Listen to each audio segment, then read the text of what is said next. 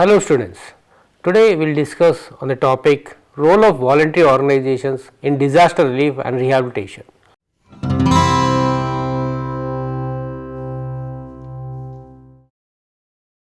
Voluntary organization and social service have deep roots in India since time immemorial. It received special significance during the freedom struggle to the Gandhian concept of Shramadhan, implying the offering of free labor for some noble cause like rural development, construction of social assets and public infrastructure and amenity, etc. In post-independent India, the voluntary organizations have been providing support in critical sectors like health, education, water supply and sanitation, shelter and infrastructure, restoration of livelihoods, food security and nutrition, environment, etc.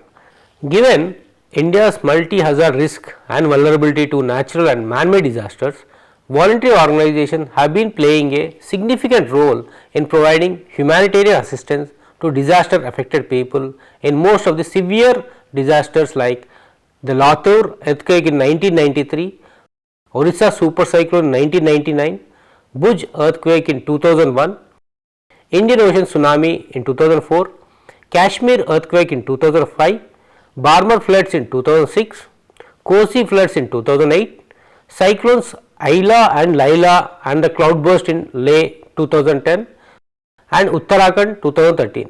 Apart from participating in providing relief to disaster affected communities in various other localized disasters, in the recent past the role of voluntary organizations in disaster relief and rehabilitation has started changing from providing post disaster relief to strengthening pre-disaster preparedness and mitigation through capacity building, public awareness campaigns, mock exercises, workshops and conferences, etc.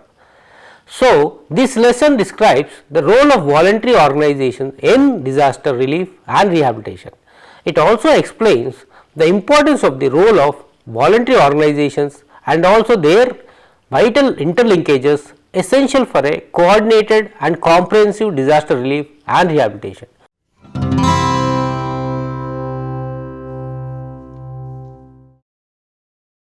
On completion of this lesson, you will know about what is a voluntary organization, role of voluntary organization in disaster relief and rehabilitation.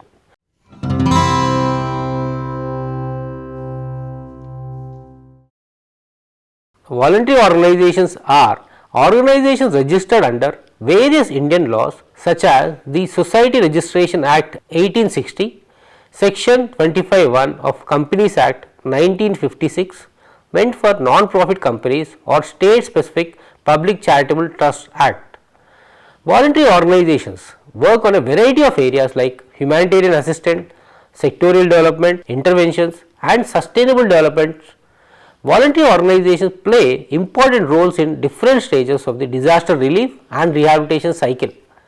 Till recently, the work of voluntary organizations in the field of relief and rehabilitation has been mostly sporadic, reactive, responsive and driven by local level compulsions in the geographical areas where they are implementing developmental projects, and very often they faced enormous challenges in coordinating with the government machinery and even among voluntary organizations themselves. In line with its mandate as envisaged in the Disaster Management Act 2005, the National Disaster Management Authority has circulated National Disaster Management Guidelines on role of voluntary organizations in disaster management, defining the role of voluntary organization in disaster management. Disaster management can be defined as the organization and management of resources and responsibilities for dealing with all humanitarian aspects of situation, including disaster preparedness, response and recovery in order to mitigate disaster impact. In several regions, voluntary organizations play a significant role in disaster response, mitigation, disaster reduction and recovery, as well as coordination.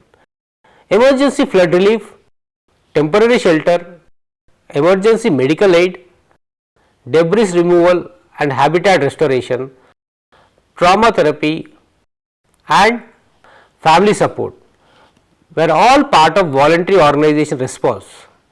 To adopt a multidisciplinary and multi-sectoral approach, the transition is from a relief-centric approach to a multidimensional endeavor encompassing multiple scientific engineering, financial and social processes. They provide assistance in areas such as health, education, water supply and sanitation, shelter and infrastructure. Voluntary organizations are also involved in disaster response at various stages. Awareness raising, education, training and the development of a village task force should be included in the pre-disaster phase. Disaster management committees and teams, disaster management plans, mock drills, vulnerability assessments and collaboration with government and voluntary organizations.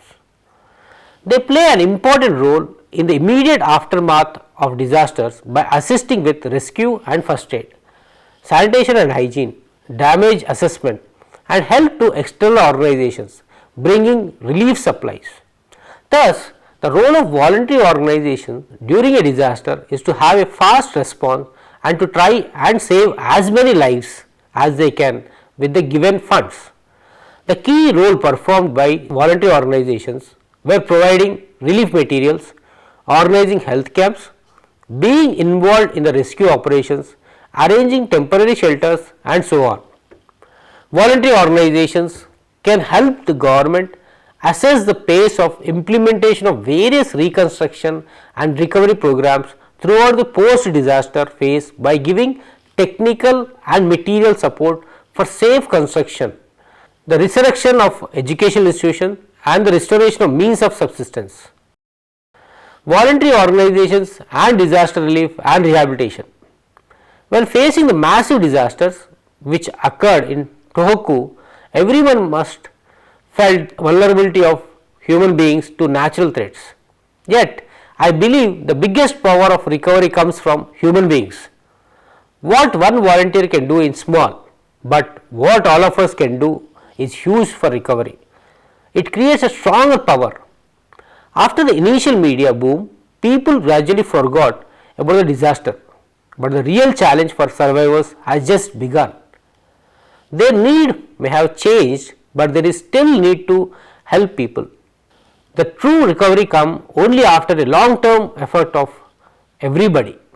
Volunteerism is a basic expression of human relationships. It is about people's need to participate in their societies and to feel that they matter to others. It is infused with values including solidarity, reciprocity, mutual trust, belonging and empowerment, all of which contribute significantly to the well-being of individuals, their communities and societies. People the world over engage in volunteerism for a great variety of reasons: to help eliminate poverty and improve basic health and education, to provide a safe water supply and adequate sanitation, to tackle environmental issues and climate change, to combat social exclusion and violent conflict, and to reduce the risk of disasters, which is the subject of this paper. Volunteerism also forms the backbone of many national and international non-governmental organizations and other civil society organizations, as well as social and political movements. It is present in public sector and is increasingly a feature of the private sector. The definition of volunteerism employed in this paper is that adopted by United Nations General Assembly in 2001, Resolution 56 by 38. First, the action should be carried out voluntarily according to an individual's own free will and not as an obligation stipulated by law, contract or academic requirement. Second, the action should not be undertaken primarily for financial reward. Third, the action should be for the common good, benefiting directly or indirectly people outside the family or household or a cause, even though the person volunteering normally benefits as well. Recognition of volunteerism has been growing in recent times, especially since the United Nations proclaimed 2001 the International Year of Volunteers. Yet, as over 20 years of United Nations Development Program, Human Development Report continuously note people are the real wealth of nation. Volunteerism and disasters. Putting people at the center of development is much more than an intellectual exercise.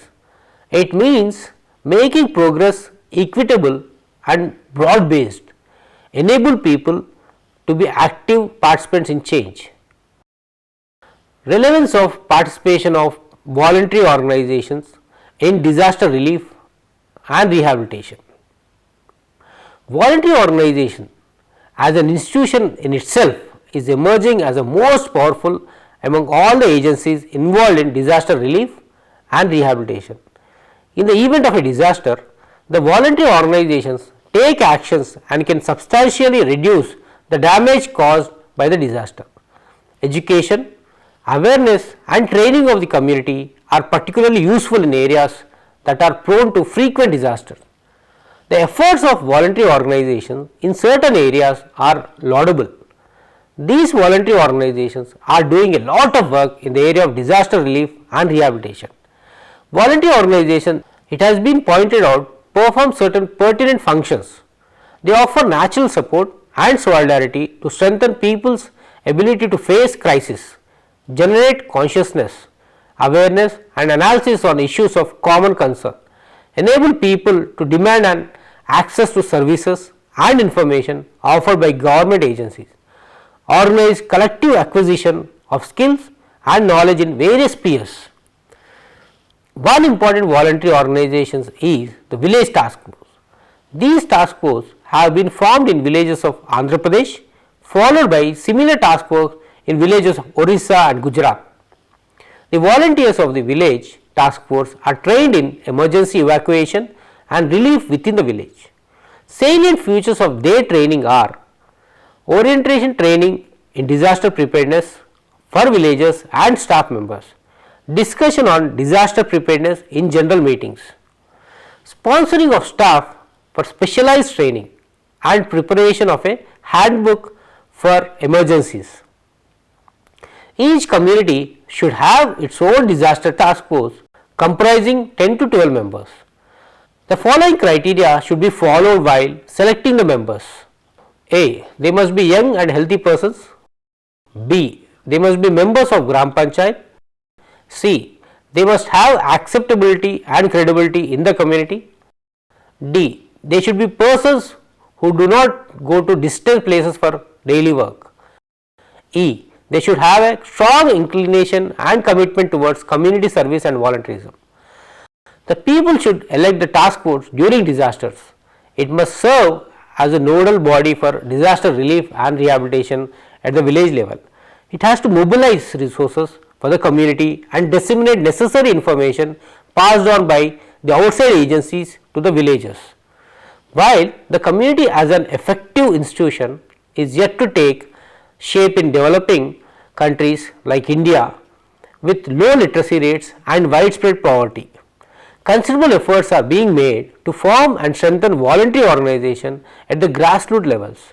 The significance of community preparedness in handling disaster relief and rehabilitation has been duly recognized over time. If human interventions can be listed as a cause for increase in the scale of destruction, then it is through community preparedness that the scale can be reduced. Any effort towards strengthening the capacity of voluntary organizations should aim at 1. Enabling them to efficiently and effectively develop, manage and sustain disaster mitigation, preparedness and response programs. 2. Promoting effective coordination between the voluntary organization and government agency in disaster response. 3. Developing a forum for exchange of knowledge and experiences in managing disaster. 4. Creating a pool of trained disaster management personnel drawn from the community who can act as a key resource person in disaster relief and rehabilitation. 5th, ensuring training of women in order to assess and meet the health and safety needs of other disadvantaged groups. Voluntary organizations are the most effective means of achieving an efficient communication link between the disaster relief and rehabilitation agency and the affected community. There are different types of voluntary organizations working at the advocacy as well as grassroots level. In typical disaster situation, they could be of help in preparedness, relief and rescue, rehabilitation and reconstruction, and also in monitoring and feedback. If the potential of the voluntary organization is utilized in the right earnest, they could act as the key to a successful and participatory approach to disaster relief and rescue, rehabilitation and reconstruction. Voluntary organization participation forms a vital part of a disaster relief and rescue, rehabilitation and reconstruction strategy. This becomes clear from the multifarious functions that voluntary organizations are expected to perform before, during and after the disasters.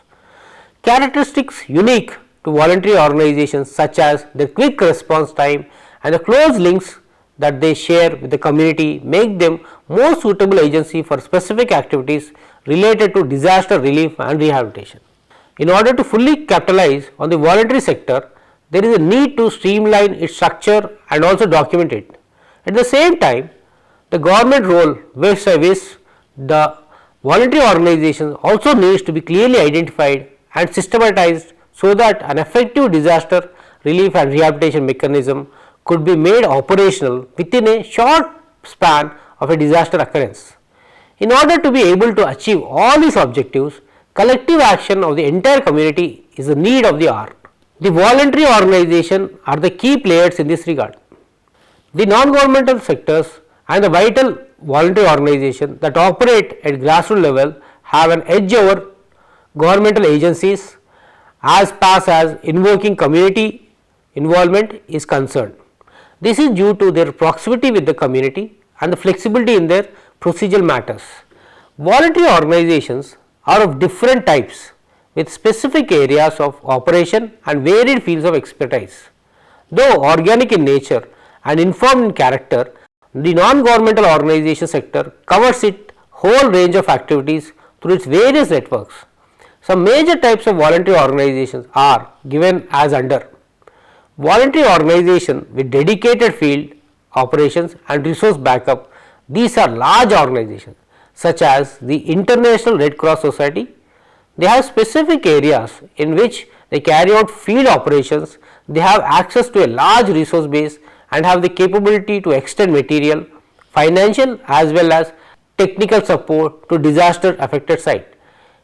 In emergencies, their role is laudable as they garner support and resources from all over the world and come to the rescue of the affected population almost immediately. Voluntary organization related to with developmental technology. These are voluntary organizations involved in developing and propagating development technologies such as Sulabh International, which is renowned for its own work in low cost sanitation. These voluntary organizations are active in times of peace. They carry out their developmental projects all through the years and could also be called in at the time of emergency arising out of disaster situation. They facilitate the work of infrastructure provision to the affected communities. Even in non-disaster or normal times, their services are important for retrofitting and using latest building technology in order to minimize the incident of death and destruction at the time of disasters such as earthquakes and floods. Interest groups, these are also voluntary organizations which are multi-purpose in nature, having varied interests such as the Rotary Club. However, such interest groups are very active and have come forward to help disaster victims in the times of need. They could play a major role in resource mobilization for relief aid and rehabilitation purposes. Association of local occupation groups such as associations are formed on the basis of common occupational backgrounds and could include groups such as doctors associations, traders associations and army wives association, etc. Such groups, just like other interest groups, would play a major role in resource mobilization and provision of specialized services to the victims in an emergency situation. Local residents associations, these residents welfare associations are formed by the local residents to look into the interest of those living in their area. These associations are extremely concerned about the welfare of the local community and need no external motivation or resource backup to take active part in disaster reduction. Thus, they could act as a very useful tool for getting across the message of community participation at the ground level. Religious bodies are one of the most important voluntary organization groups that come to the immediate rescue and relief of disaster victims. These bodies have a large and dedicated following in their communities. They also have control over the local places of worship, which are usually built on high and safe ground and can serve as ideal shelters for the disaster victims. Besides, they often have infrastructure and resources to feed mass gatherings, which facilitate disaster relief work. Educational institutions. The educational institutions such as schools and colleges play an important role in disaster management. Their prime responsibility to spread awareness on natural disasters, provide preventive action needed to minimize damage due to disaster as well as ensure immediate relief and rescue. Besides, these institutions have large buildings at local levels, which could be used as shelters for the victims in the times of disaster. Taking into account all these voluntary organizations and their respective activity areas, it can be stated that the voluntary organization can facilitate the process of disaster management by contributing towards the following. 1. Communication with voluntary organizations have a better link with the community and also have a presence in the field of action. This puts them in a better position to assess, decide and implement relief operations at the time of disaster. 2. Human resources. The human help available with voluntary organizations is unlimited. The human resources of voluntary organizations are very prompt and highly motivated, as they basically comprise volunteers who are involved at their own initiative. There are no procedural problems such as those of maintaining roles and handling related legal issues. Third, finances and materials. NGOs have very flexible means of mobilizing resources, and a number of them specialize in just and fair resource mobilization to be able to fund the activities of other NGOs working in the field of disasters. Fourth, professional and technical services. A number of specialized technical services can be made available to the community by the NGOs, which would otherwise be too expensive and inaccessible to the common folk. Based on identified types of voluntary organization and their capabilities, organized action of voluntary organization that needed to be attended at different stages of disaster management. Role of voluntary organizations in post-disaster situation of Uttarakhand flood disaster. A case study. Uttarakhand, a northern state of India, is known for its natural beauty and presence of Hindu pilgrimage spots. The disaster struck on the night of June 16, 2013 due to a series of cloudbursts which made rivers like Alaknanda, Mandakini and Bhagirathi overflow and destroy anything in their path. Thousands of people reportedly killed, an equal number of missing, while around 1 lakh people were stranded in Uttarakhand with roads washed away. They were stranded on hilltops in difficult terrain amid rain with no supply of food or water for days together. Post-disaster situation. The main source of livelihood of people of these areas are agriculture, livestock rearing, daily wages and small-scale commercial activities during tourist season. Due to heavy destruction, the people of the area had no option remained for their livelihood and depending largely on the government or voluntary organizations aid and relief. The government health services were obstructed due to the disaster and the health staff and facilities in these areas were not provided enough due to the growing demand of medical support in the affected area. Most of the government health infrastructure was also damaged due to floods. Voluntary organizations response. Hearing the news of the tragic occurrence, number of voluntary organizations rushed into action in Uttarakhand. Voluntary organizations helped the army in rescue operations, provided with first aid, temporary shelters, drinking water, food, clothes, provisions, etc.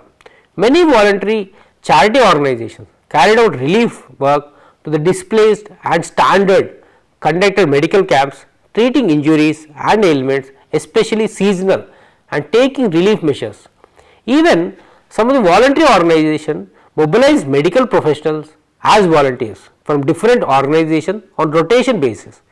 Voluntary organizations mobilized lots of funds from donor agencies to provide services including emergency and sustainable rehabilitation work. Voluntary organizations played important roles in post-disaster phase in the flood disaster of Uttarakhand. Many voluntary organizations incorporated disaster intervention as one of the core objectives. The voluntary organizations as disaster interventions in Uttarakhand provided relief services in the communities. The services include providing the disaster affected population temporary shelter, food, safe drinking water, first aid, counseling, emotional and spiritual care, mass care, distribution of emergency relief items, disaster welfare information. In voluntary organization intervention, there were duplication of services in disaster affected area. Knowingly or unknowingly, due to many voluntary organizations were rendering services in the same communities. Though the government and voluntary organizations were providing services, but still it was not reaching too many people or communities. Had the government coordinate and allocate the areas locations which could cover among voluntary organizations and communicated with the public in a more effective and coordinated manner, many more communities or people would have got benefited. The relief could really reach many areas with more population. Next to the government, the voluntary organizations are primary first responders during the times when government actors started saving citizen lives and properties. This case study indicates that they should have interactions with government departments and voluntary organizations during the course of disaster interventions. Since every disaster has shown uniqueness, but there should be some learning captured from past experience and take necessary action toward disaster preparedness to minimize the human loss in future. This study also tracks changes in voluntary organization policies with their organization incorporating disaster interventions as their one of the core objectives. Voluntary organization worked on a variety of areas like humanitarian assistance. There is an emerging need to develop a platform for voluntary organization to communicate, collaborate, coordinate and cooperate with the government. Because of the increasing need for the contributions of voluntary organizations in disaster relief and the growing number, scope and impact of disasters, government needs to set up a better deal with issues in a more specialized and continual way. The government response toward disaster relief services, if shared with the voluntary organization, focus on relief services and rescue operations or services and other emergencies. Both the government and voluntary organizations have an equal important roles and responsibility in disaster relief.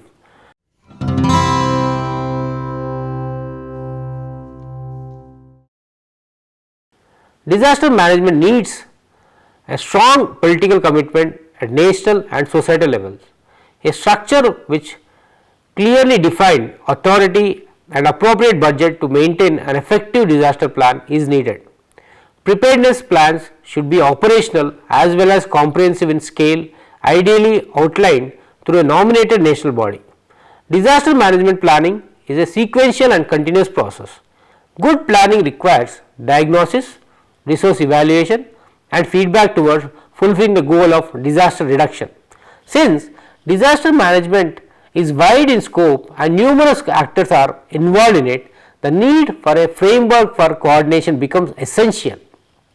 There is a need to manage the situation at all stages of disaster management. The agencies that play a role in disaster management include the government at the central, state and district levels, the community groups and community based organizations, NGOs and other agencies such as the PSUs, the armed forces, police and paramilitary forces, ex-service personnel, fire services, etc. also play a significant role in disaster management. Their services have to be therefore be utilized to maximum. This unit highlight these pertinent issues. 1. Community participation. The participation of community in disaster management is very significant and is not only affected party, but is also known of the problems like the vulnerability conditions and infrastructure facilities. The involvement and participation of community in the disaster management process makes all target oriented programs change specific and people centered. Comprehensive disaster management. Disaster management to be effective has to be a holistic exercise. It should start with disaster preparedness and mitigation and move on to rescue and relief. The final stage in disaster management is rehabilitation and reconstruction. We should ultimately provide a framework that leads to total recovery and development of the disaster affected area. Framework for coordination. There is a systematic structural framework of coordination for disaster management at the central, state and district levels. The organizational structure at these levels facilitates better coordination by removing overhyping and wastage to enable better cooperation for management of disasters.